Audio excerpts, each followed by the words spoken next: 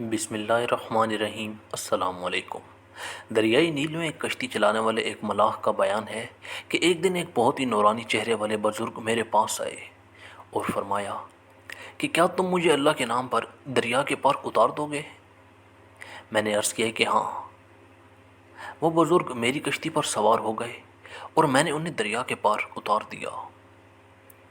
جب وہ کشتی سے اترنے لگے تو انہوں نے مجھ سے فرمایا کہ میں تمہیں ایک امانت سونپتا ہوں، کیا تم اس کو قبول کرو گے؟ میں نے کہا کہ جی حضور، ضرور قبول کر لوں گا۔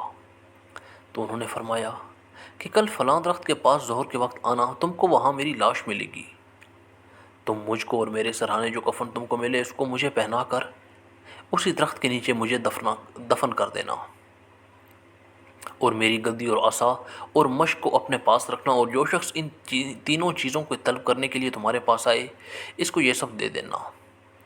ملاح کا بیان ہے کہ میں نے ان بزرگ کی وصیت کو بھول گیا اور بجائے ظہر کے عصر کے وقت مجھے خیال آیا تو میں اس درخت کے پاس حاضر ہوا تو واقعی ان بزرگ کو مردہ حالت میں پایا۔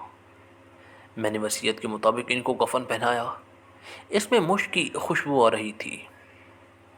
میں نے جو ہی ان کا جنازہ تیار کیا، ایک دم ناگہاں ایک طرف سے انسانوں کی ایک بہت بڑی جماعت آ گئی، اور میں نے ان لوگوں کے ساتھ نماز جنازہ ادا کر کے اسی درخت کے نیچے دفن کر دیا اور اپنے گھر آ کر سو گیا۔ صبح سویرے ہی ایک جوان لڑکا جو ناچنے گانے والے بھانڈ کا لڑکا تھا میرے پاس آیا، نہایت ہی باریک کپڑے پہنے ہوئے، ہاتھوں میں مہندی لگائے اور بغل میں ستار دبائے میرے سامنے کھڑا ہو گیا، اور میں نے اس کا سلام کا جواب دیا۔ پھر اس نے مجھ سے دریافت کیا کہ کیا فلاں بن فلاں تم ہی ہو؟ میں نے جواب دیا کہ ہاں میں ہی ہوں۔ اس نے کہا کہ پھر جو تمہارے پاس میری امانت ہے مجھے دے دو۔ میں نے حیران ہو کر پوچھا کہ تمہیں اس کی خبر کیوں کر ہو گئی؟ اس نے کہا کہ یہ نہ پوچھیں۔ میں نے کہا تم کو بتانا ہی پڑے گا۔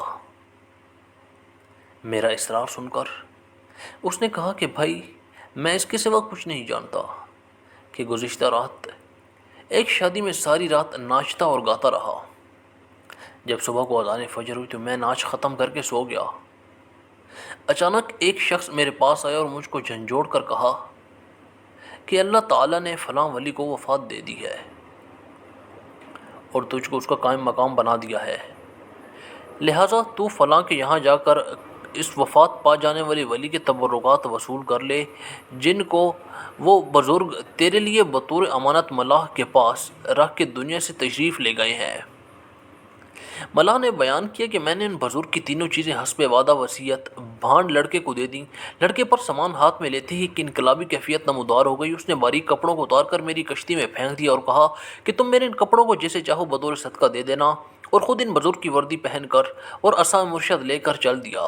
ملاح کا بیان ہے کہ میں اس بھانڈ لڑکی کی خوش نصیبی اور اپنی محرومی کا خیال کر کے رونے لگا، یہاں تک کہ رات آ گئی اور میں روتے روتے سو گیا۔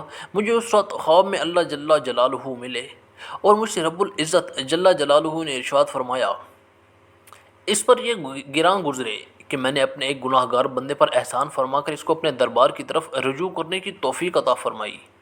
اے ملاح، یہ میرا فضل ہے اور میں اپنا فضل جسے چاہتا ہوں عطا فرما دیتا ہوں۔ روزانہ اسلامیہ واقعات سننے کے لیے ہمارا چینل سبسکرائب کریں۔